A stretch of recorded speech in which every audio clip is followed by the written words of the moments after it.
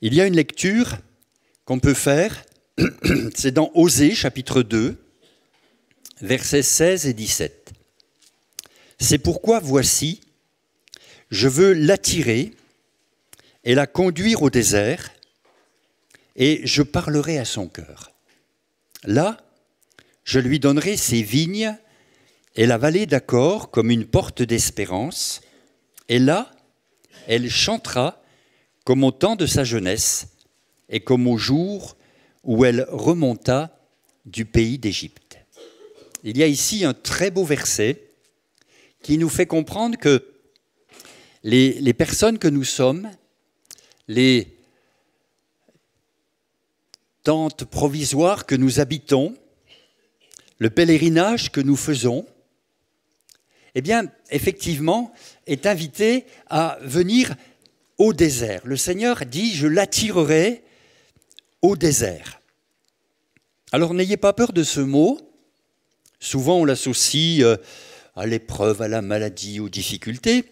En fait, si on regarde le texte, et on va les voir évidemment, il s'agit de toute autre chose. Les périodes de désert dans nos vies ont un but. Et on pourrait dire pourquoi ? Pourquoi ces périodes de désert ? Et on va couper le mot en deux. Pour quoi ? Dans quel but ?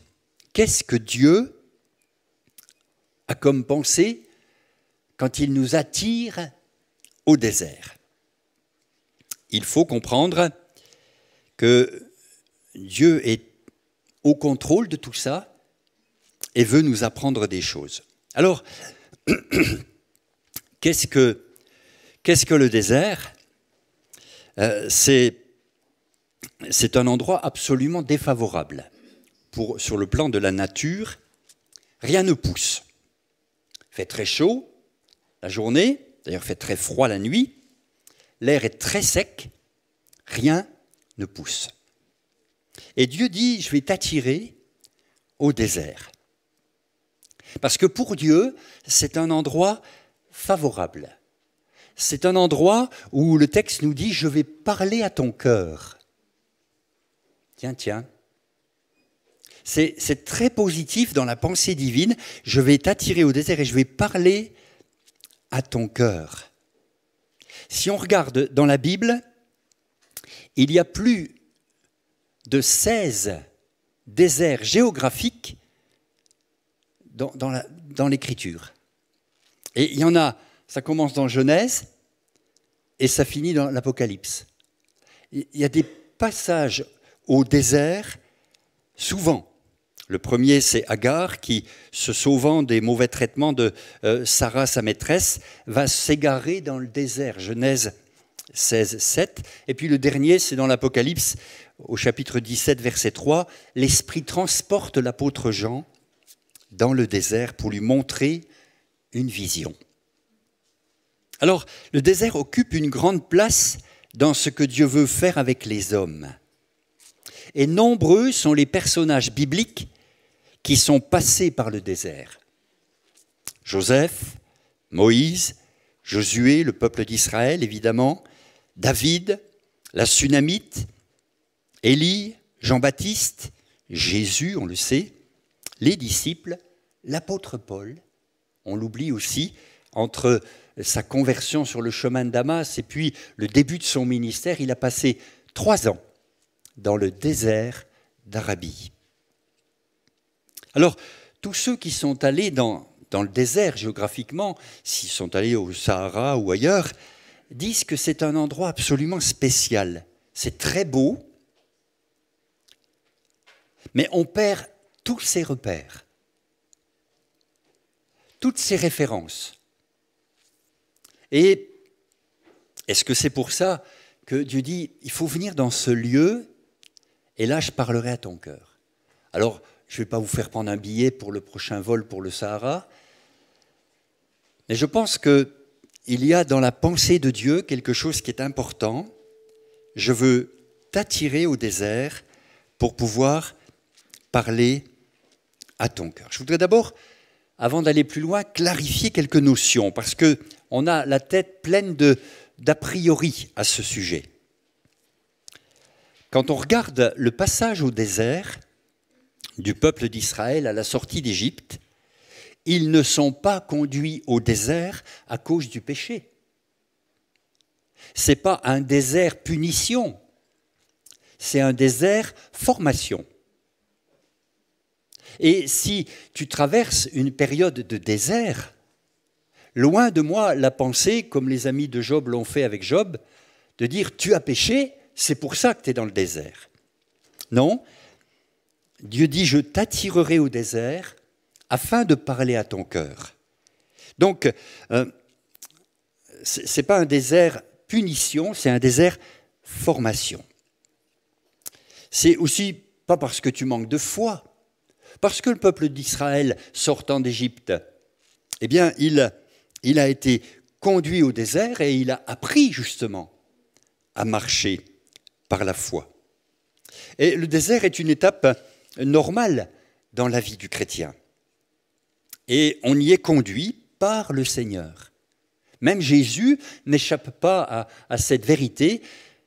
Après son baptême, Jésus, conduit par le Saint-Esprit, fut conduit par le Saint-Esprit dans le désert. Vous savez, la Bible dit que tant que la terre existera, il y aura des saisons. Vous aurez des saisons dans votre vie. Ça va marquer votre vie. Vous connaissez les 4 saisons. Le printemps, l'été, l'automne qui arrive, et puis l'hiver. Et on sait que chaque saison a son utilité. Et le désert est aussi un temps utile. Alors quand on regarde quelque chose, c'est encore quelque chose que je veux dire pour corriger peut-être quelque chose, on ne demeure pas au désert, on passe. On passe. Certains y ont passé 1 jour, d'autres 3 jours, d'autres 40 jours, d'autres 40 ans, alors qu'ils auraient pu y rester 2 ans. C'est toujours un temps limité par Dieu. Moi, quelque part, ça me rassure de savoir que quand Dieu dit « je t'attirerai au désert », c'est un passage. Et vouloir se soustraire à ces passages au désert, c'est ignorer, c'est passer à côté de quelque chose de très important que le Seigneur veut nous enseigner. Parce que ceux et celles qui acceptent de passer au désert vont recevoir quelque chose de la part de Dieu qu'ils pourront ensuite communiquer. Dans le désert, le peuple d'Israël a reçu la loi, la parole de Dieu, les commandements de Dieu. Et ce passage au désert du peuple d'Israël, nous en bénéficions encore aujourd'hui. Les 5 premiers livres de la Bible, qu'on appelle la Torah, Genèse, Exode, Lévitique, Nombre, Deutéronome, écrits par un homme, Moïse, qui est passé au désert. Il y a passé 40 ans, alors qu'il avait tué un Égyptien et qu'il a fui l'Égypte, il a passé 40 ans au désert. Dieu lui dit ensuite de retourner en Égypte pour délivrer son peuple. Et où est-ce qu'il amène le peuple? Il l'amène au désert. Et à nouveau, Moïse va passer 40 ans dans le désert avec le peuple. Et c'est à ce moment-là que la parole de Dieu lui est communiquée et qu'on en bénéficie encore aujourd'hui. Alors on va tirer quelques leçons. On va tirer quelques leçons de ce que Dieu veut nous enseigner au travers de cette parole qu'on a lue. Je veux la conduire au désert, l'attirer, la conduire au désert. Et là, je parlerai à son cœur. La première leçon qu'on peut tirer du passage du peuple d'Israël dans le désert, c'est qu'il y avait besoin d'une rupture. C'est un chemin de rupture. Le passage au désert va les aider à rompre avec l'Égypte. Ils ont quitté géographiquement l'Égypte, mais l'Égypte ne les a pas quittés. Ils ont en eux encore plein de pensées, plein de raisonnements venant d'Égypte.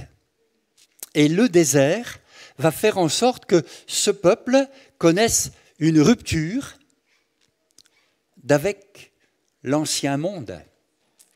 Jésus nous a appelés à faire rupture avec le monde. Il a dit, vous n'êtes plus du monde. Certes, vous êtes dans le monde, mais vous n'êtes plus du monde. Et reconnaissons que nous aussi, le monde, souvent, il est en nous, non?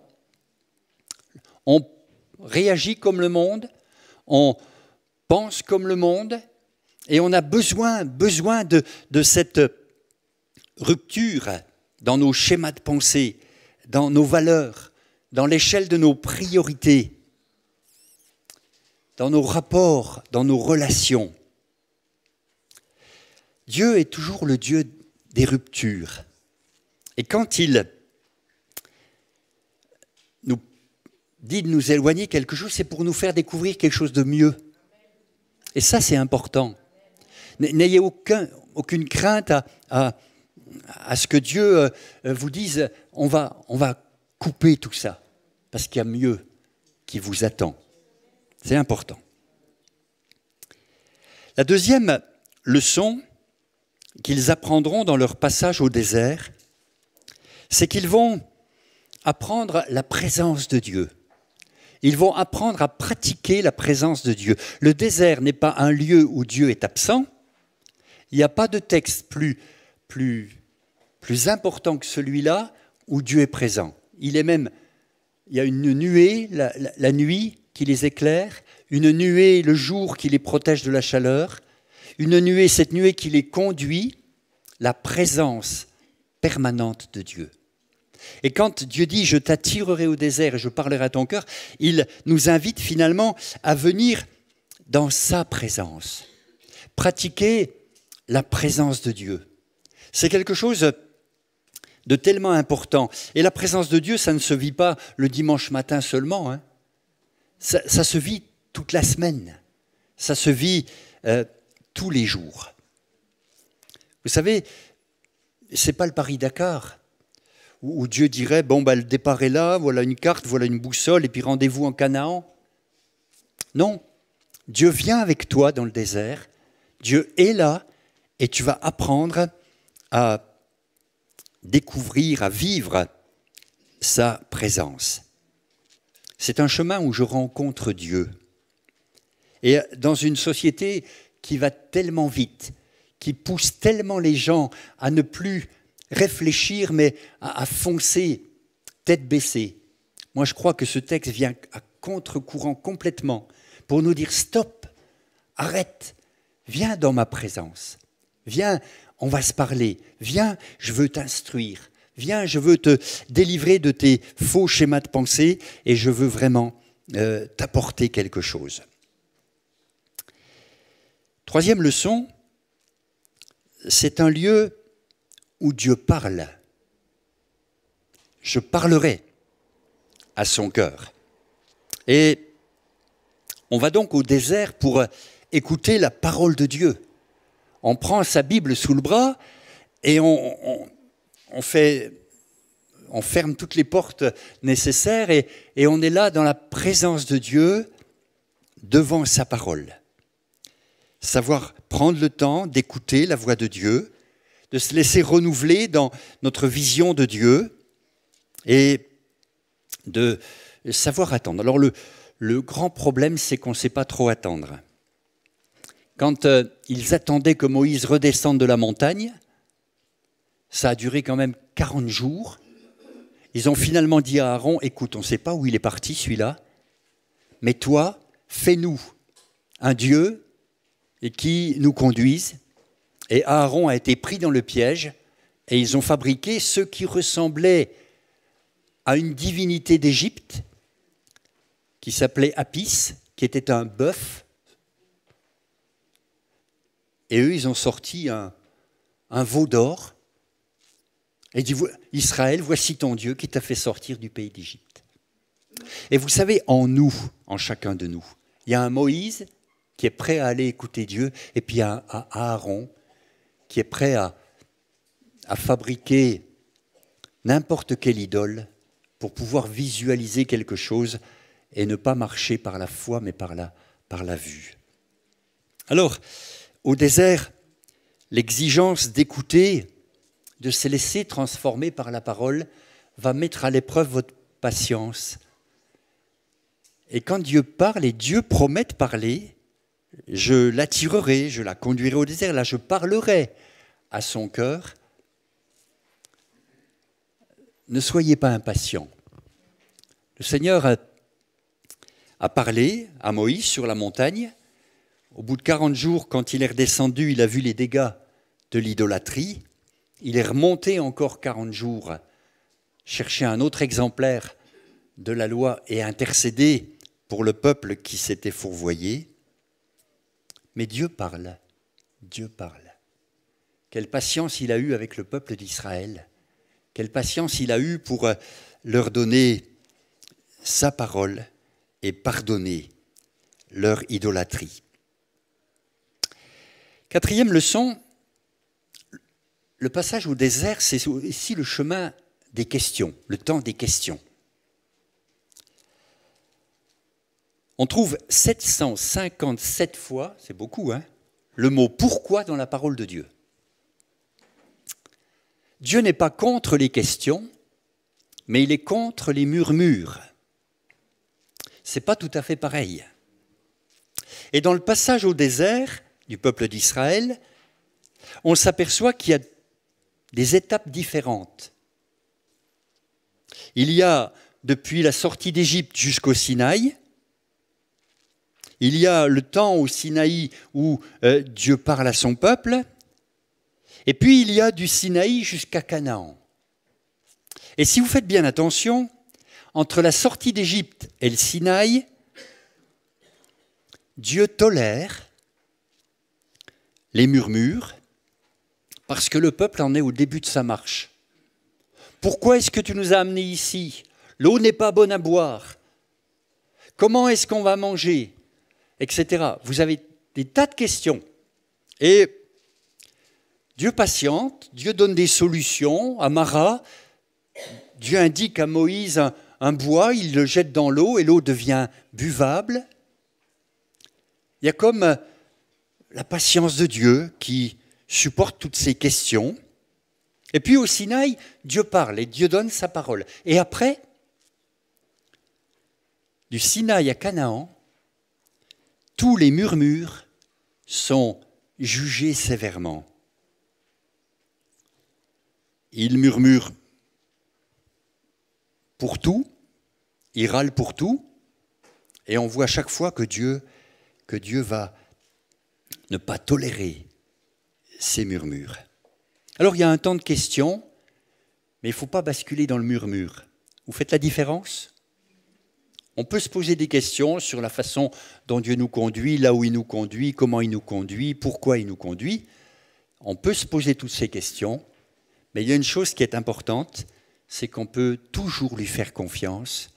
Il saura nous conduire.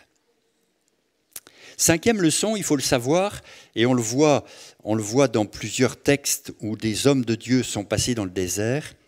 Le désert est aussi un temps de convoitise. Parce qu'il n'y a rien, on convoite ceux qui ont, qui sont à l'ombre, qui sont au frais, qui sont dans le confort. On convoite la nourriture, on convoite toutes sortes de choses. Et même Jésus a eu quelqu'un qui s'est présenté devant lui pour lui présenter quelque chose qui était convoitable puisqu'il avait faim. Et le diable est venu lui proposer de changer les pierres en pain. Autre leçon encore, et j'avance, si vous faites le dénombrement du nombre de personnes qui étaient en entrant dans le désert et que vous le faites à la sortie du désert, vous trouverez que c'est le même nombre quasiment.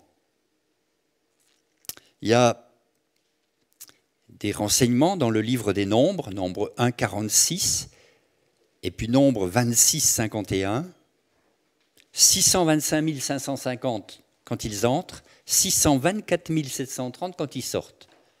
On compte que les hommes. Le désert n'est pas un temps de croissance numérique. Ce n'est pas le moment. Ce n'est pas le lieu où on va s'accroître, c'est un lieu où on va grandir intérieurement. Ce n'est pas la même chose, mais je crois que c'est important, parce que toute croissance numérique qui ne serait pas précédée ou accompagnée d'une croissance de qualité, en maturité, eh bien, serait un danger. On sait encore que le désert, c'est le temps où l'accusateur en profite. Amalek vient attaquer le peuple. Au désert, le diable vient attaquer Jésus. C'est un temps, oui, il y a du danger, mais la Bible dit aucune tentation qui vous est survenue n'a été humaine. Et je crois que c'est important de comprendre que ça fait partie des nécessités. Quelqu'un qui n'a pas été tenté, qui n'a pas résisté à la tentation, n'a encore pas démontré grand-chose. C'est devant le tentateur, devant la tentation qu'on voit l'homme et sa grandeur. On peut faire le beau à l'église, mais si devant la tentation, on est défait à chaque fois, Dieu voit les choses. Je ne le dis pas comme un reproche, je le dis comme un enseignement du désert. C'est un lieu où le tentateur va essayer, Amalek va essayer, et même avec un certain succès. Il attaque par derrière, il attaque les traînards, et il va falloir une guerre entre Israël et Amalek. Et vous connaissez ce texte où Moïse est sur la montagne, avec Aaron et Hur, et Josué est en bas, avec l'armée de l'Éternel, et il y a guerre entre Amalek et Israël. Et quand Moïse lève les bras, Josué est vainqueur. Quand il baisse les bras, Moïse, Josué est battu.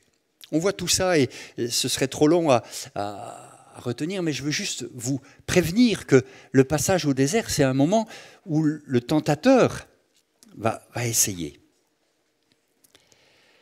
Alors, tous les jours, Dieu a été présent avec eux dans cette traversée. Et il ne faut pas être étonné que nous aussi, l'Église, on soit invités à être attirés par le Seigneur dans ce lieu particulier. Je sais que c'est un sujet qui n'est pas forcément facile à aborder, mais je sais que c'est important parce que c'est ainsi qu'on est façonné, c'est ainsi qu'on est transformé. On s'aperçoit que dans le désert, il y a une génération qui meurt, et dans le désert, il y a une génération qui naît. La génération qui meurt, la génération des pères, pourrait symboliser la vieille nature, et la nouvelle génération qui naît pourrait symboliser la nouvelle nature. Et je crois que c'est effectivement dans le passage au désert que cette transformation se fait. La vieille nature cède dans la place à la nouvelle. Ça s'appelle, dans les mots que l'apôtre Paul emploie, le dépouillement, pour être revêtu. Maintenant, je voudrais prendre un exemple. Je crois que les exemples sont peut-être plus parlants. J'ai parlé d'Israël, du peuple d'Israël, mais on va voir un exemple d'un homme, précisément, et de ce que ce passage le concerne lui aussi. Cet homme, c'est David. David est très connu, puisqu'il va être le deuxième roi d'Israël, mais après Saül et sa triste fin, on voit que David est vraiment l'homme selon le cœur de Dieu. Mais entre le moment où Samuel vient oindre David à Bethléem chez son père, et le moment où David va régner sur Israël, donc entre la promesse et son accomplissement, j'ai compté, David va connaître 4 déserts. 4 fois, il passe au désert. Et je vous propose ce matin de voir rapidement les 4 déserts de David. C'est instructif, parce que ce berger, c'est ce dernier de la famille, qui avait carrément été ignoré, oublié, et quand Samuel vient, il n'est pas invité à la fête. Il faut que Samuel dise, c'est là tous tes fils? Ah si, il y en a encore un, attends, on va aller le chercher. Le petit David, l'ado, le berger, qui va devenir roi, va être lui aussi conduit 4 fois dans des déserts différents avant de devenir roi. Je crois que c'est important parce que j'y vois là une façon d'agir de Dieu. C'est comme un fil conducteur dans notre Bible. Je l'attirerai au désert, je parlerai à son cœur, et là je lui donnerai. Il y a des choses à recevoir. Hein. Vous êtes prêts pour le parcours? On va aller dans 1 Samuel, chapitre 23, versets 14 et 15. Alors c'est le désert de Tsif. Le désert de Tsif, je lis, David demeura au désert, dans des lieux forts, et il resta sur la montagne du désert de Tsif. Saül le cherchait toujours, mais Dieu ne le livra pas entre ses mains. David, voyant Saül en marche pour attenter à sa vie, se tint au désert de Tsif, dans la forêt. Ici, ce désert, ce premier désert dans la vie de David, le désert de Tsif. Alors Tsif, ça signifie sombre, lugubre. Ce n'est pas un endroit attirant, mais il est dit que pour David, c'était des lieux forts. Au désert de Tsif, David s'est réfugié dans des lieux forts. Et Saül, malgré tous ses efforts, ne l'a pas trouvé. Il n'a pas joué d'écoute pour arriver à la royauté, humainement parlant. Il y avait un roi installé sur le trône, il avait une promesse dans son cœur, mais loin de lui, d'aider Dieu à accomplir la promesse. Et David va préférer se retirer au désert, dans ce qui est pour lui un lieu fort. Moi, je trouve qu'il y a quelque chose d'intéressant à souligner. Vous savez, dans ce désert, je lis un peu plus loin, laissez-moi le temps de trouver le texte, 1 Samuel 23, 19 et verset 16 aussi.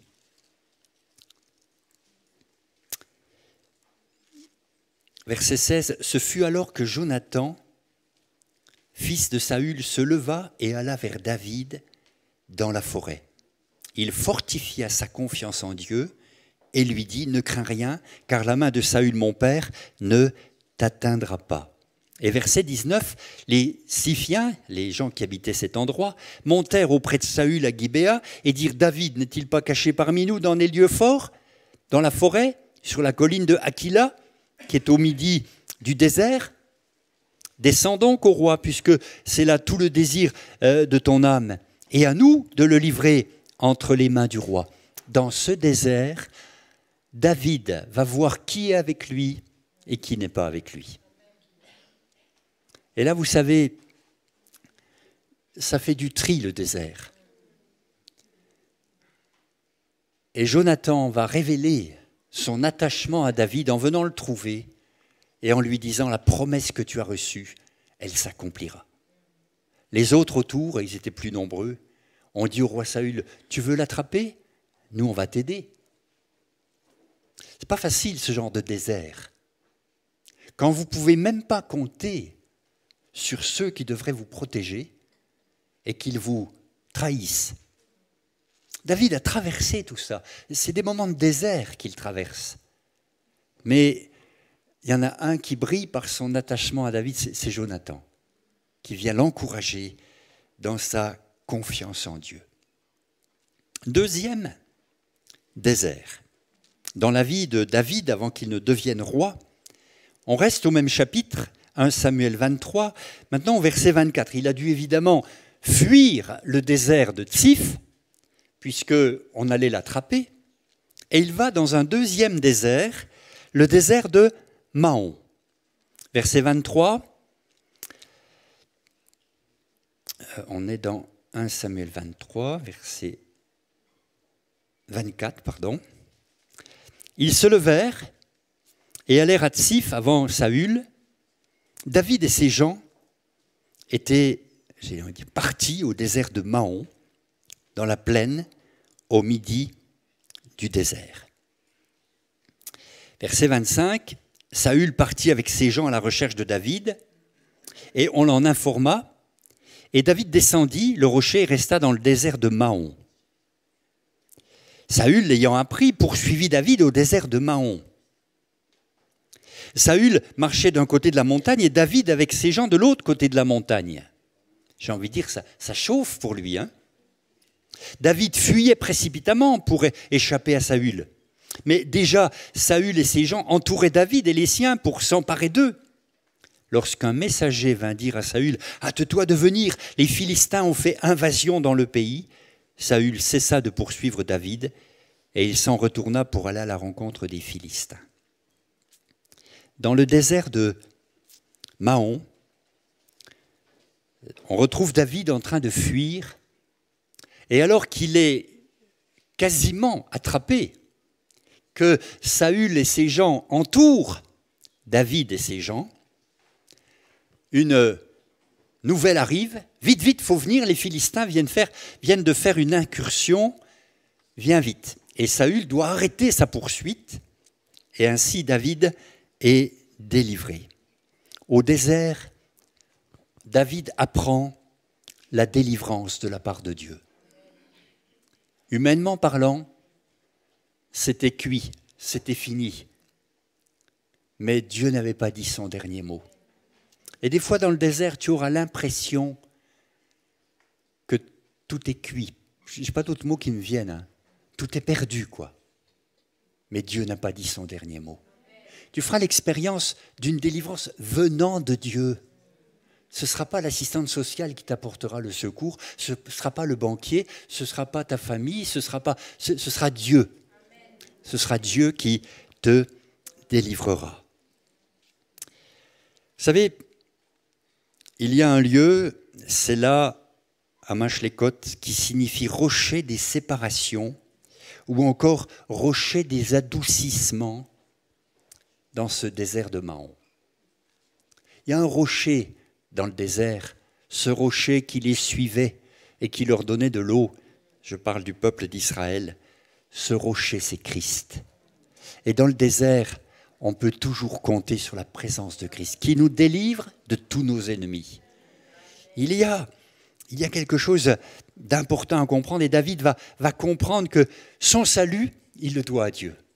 Sa délivrance, il le doit à Dieu. Pourquoi la nouvelle arrive juste pile au moment où Saül va l'attraper? C'est Dieu qui est au contrôle. Alors je dis à quelqu'un ce matin, n'aie pas peur. Celui qui a délivré David te délivrera certainement. Et tu verras que Dieu est le Dieu des délivrances. Et que dans ces moments assez particuliers où on désespère de tout, mais faut-il pas arriver là pour arriver à compter uniquement sur le Seigneur? Eh bien, à ces moments-là, la délivrance vient de la part du Seigneur. Poursuivons notre petite étude. Il y en a un troisième au chapitre 24 maintenant. Verset 1er. De là, David monta vers les lieux forts d'En-Gedi, où il demeura. Lorsque Saül fut revenu de la poursuite des Philistins, on va lui dire, voici David, vous voyez, il y a toujours des fauchetons quoi, qui vous vendent, qui vous trahissent. Voici David est maintenant dans le désert d'En-Gedi. Saül prit 3000 hommes d'élite sur tout Israël et il alla chercher David et ses gens jusque sur les rochers des boucs sauvages. Il arriva à des parcs de brebis qui étaient près du chemin et là se trouvait une caverne où il entra pour se couvrir les pieds. Alors se couvrir les pieds, c'est quoi? C'est faire ses petits besoins au fond de la caverne? Je ne pense pas. C'est peut-être faire une petite sieste, quoi. Se reposer un peu, parce que la suite est claire. David et ses gens étaient au fond de la caverne. Les gens de David lui dirent, voici le jour où l'Éternel te dit, vous voyez, l'Éternel, il a bon dos, hein, je livre ton ennemi entre tes mains, traite-le comme bon te semble. David se leva, coupa doucement le pan du manteau de Saül, je pense qu'il était en train de dormir. Après cela, le cœur lui battit parce qu'il avait coupé le pan du manteau de Saül, et il dit à ses gens que l'Éternel me garde de commettre contre mon Seigneur, loin de l'Éternel, une action telle que de porter ma main sur lui, car il est loin de l'Éternel. Par ces paroles, David arrêta ses gens et les empêcha de se jeter sur Saül.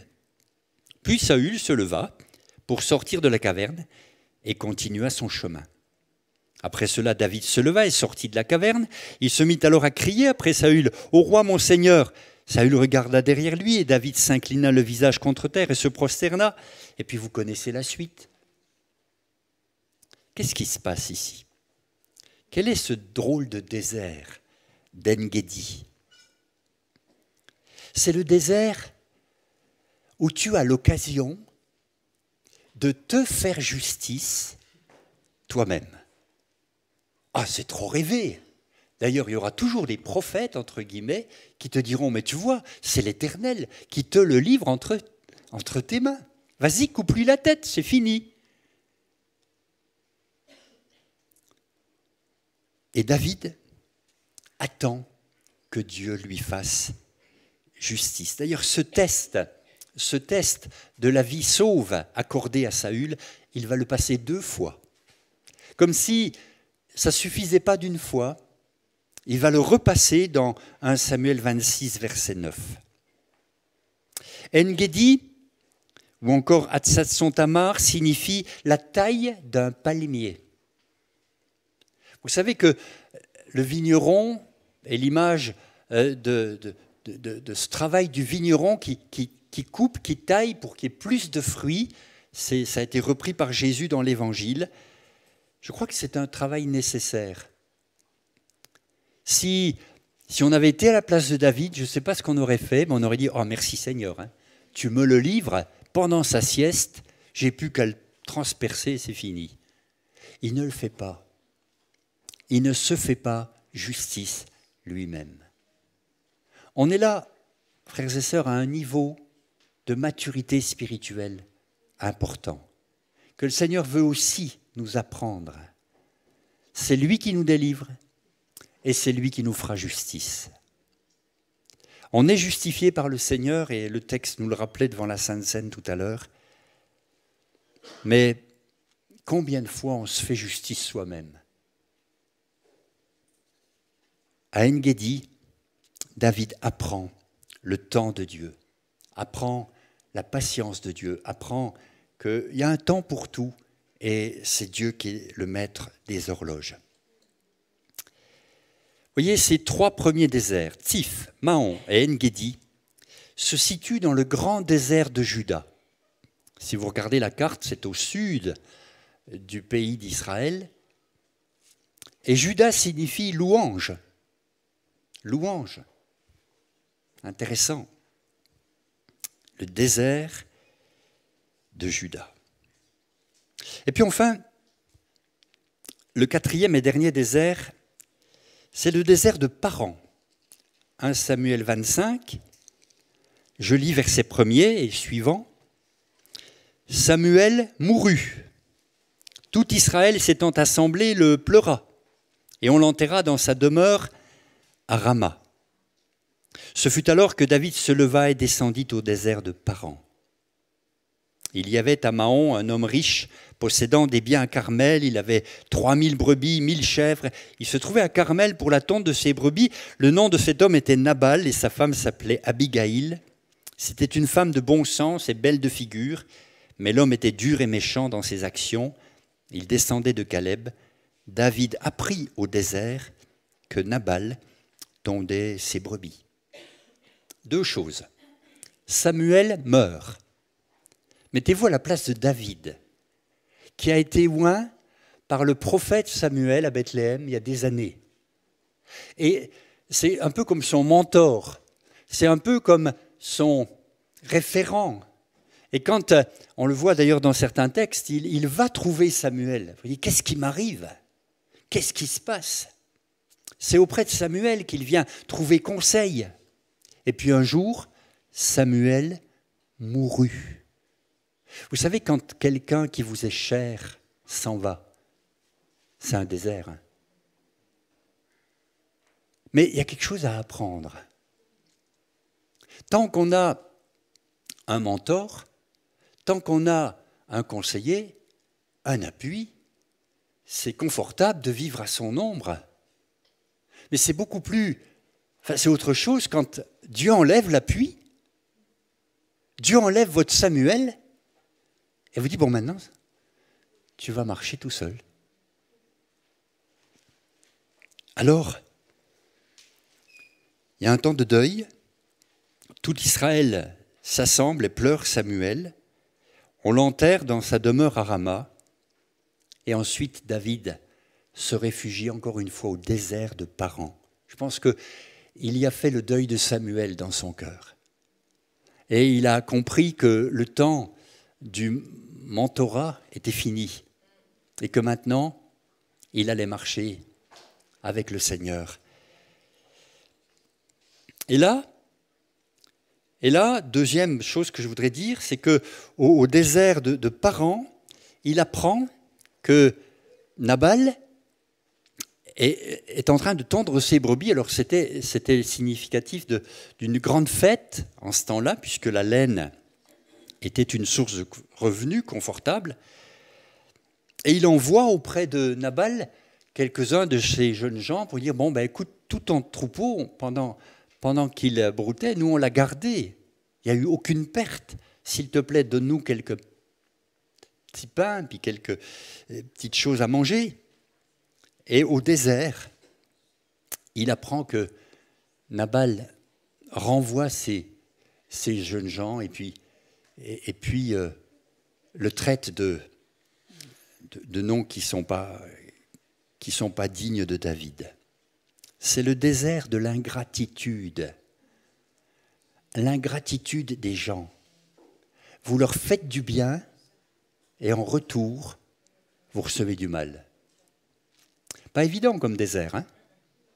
Comment réagir? Après tout le bien que je lui ai fait, regarde comment il me traite. Vous voyez, il perd Samuel et puis il rencontre l'ingratitude. Quelqu'un a dit tout à l'heure, c'est Laurent, hein, la vie chrétienne n'est pas un long fleuve tranquille. Effectivement, il y a plein de choses qui disent, mais pourquoi? Je l'attirerai au désert et là je parlerai à son cœur. Et quand tu rencontres l'ingratitude autour de toi, et surtout celle des frères et sœurs dans la foi, alors tu peux dire, bon, je quitte l'église, ce n'est pas la bonne solution, ou alors j'ai quelque chose à apprendre. Et je t'invite plutôt à chercher à comprendre que au désert de Paran, l'ingratitude, tu la rencontreras. De toute façon, le monde d'aujourd'hui est ingrat. Pas vrai? Eh bien, j'ai vu que c'était justement dans ce désert de Paran que les Israélites ont erré pendant 38 ans. Eux qui avaient laissé l'ingratitude triompher, ils sont morts dans le désert de Paran. C'est un désert où on tourne en rond devant, comment dire, ces questions-là qu'on refuse de régler de la bonne façon. C'est vrai que, comment dire, l'ingratitude, ce n'est pas facile. Mais j'ai souvent dit, parce qu'on me posait la question, le pasteur, il devrait avoir toutes les réponses, hein, j'ai souvent dit, écoutez, vous avez là l'occasion de pardonner. Vous avez là l'occasion d'apprendre quelque chose en ce qui concerne le pardon. N'attendez pas que Nabal se convertisse, mais pardonnez. Abigail a fait un travail extraordinaire. Elle a pris plein de choses, elle est allée au-devant de David et dit pardonne.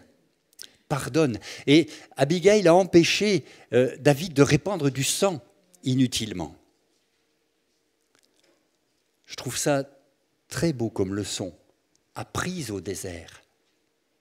Et une fois que David a passé ces 4 déserts, Dieu va régler le sort de Saül, David va accéder au trône et David va devenir le roi que l'on connaît. Et je conclurai en disant ceci. Je reviens au prophète Osée. Là, je lui donnerai ses vignes et la vallée d'Accor. Alors, c'est quoi la vallée d'Accor? C'est la vallée du trouble. C'était l'endroit où on a lapidé Akan. Akan qui avait mis à la prise de Jéricho des choses pour lui et qui avait entraîné la défaite devant la ville d'Aï. Eh bien, on a lapidé Akan dans la vallée d'Accor, la vallée du trouble. Pourquoi as-tu jeté du trouble en Israël? Et la vallée du trouble devient une porte d'espérance. Là, dans le désert, ce qui te troublait devient porte d'espérance. Mais c'est incroyable la logique divine. Je ne sais pas vous, mais moi, humainement parlant, j'arrive pas à suivre. Il faut que ce soit spirituellement parlant, qu'on comprenne ces choses. Et Dieu, je crois, a des vignes pour nous, a des fruits pour nous, a des retournements de situation à nous faire vivre. Et puis enfin, elle chantera comme au jour de sa jeunesse. Vous savez ce que Dieu dit dans l'Apocalypse à la première église à Éphèse? Ce que j'ai contre toi, c'est que tu as abandonné ton premier amour. Ce que Dieu aime retrouver parmi son peuple, c'est comme quand tu chantais au jour de ta jeunesse spirituelle, ton premier amour. Et je crois que là, au désert, quand on a fait le tour de la vanité de ce monde et de ce qu'il nous offre, eh bien, on retrouve les chants du début. On retrouve la joie du salut. On retrouve cette simplicité du départ. On retrouve ce premier amour pour le Seigneur. Et donc, ce que Dieu poursuivait, le but qu'il poursuivait, est atteint. Il y a de bonnes choses à découvrir dans le passage au désert. J'espère pas avoir été trop compliqué, à vous avoir fait comprendre que finalement, que ce soit pour le peuple d'Israël, pour David ou pour nous, ce texte a toute son actualité. Je t'attire au désert et là je vais parler à ton cœur. Que Dieu vous bénisse, qu'il y ait vraiment dans votre cœur le désir de suivre la direction que Dieu fait prendre et que vous puissiez recevoir là dans le désert les vignes, la porte d'espérance, la joie. Amen. On prie ensemble. Merci Seigneur pour ta parole. Merci parce qu'elle nous éclaire sur tes intentions, sur ta volonté. On sait que tu veux le meilleur pour nous. On sait Seigneur que tu nous fais passer des fois des tests qui nous permettent d'évaluer où on en est. Seigneur, on ne veut pas jouer au très spirituel, on sait où on en est. On a besoin d'avancer, on a besoin de progresser. Seigneur, bénis ton peuple, bénis chacun de nous, et que ta parole ce matin puisse vraiment servir de socle, de nourriture, de point de départ pour avancer dans la direction que tu nous indiques. Merci pour ta volonté qui est bonne pour nous, qui est agréable pour nous, qui est parfaite pour nous. Merci Seigneur. Amen. Amen. Que Dieu vous bénisse.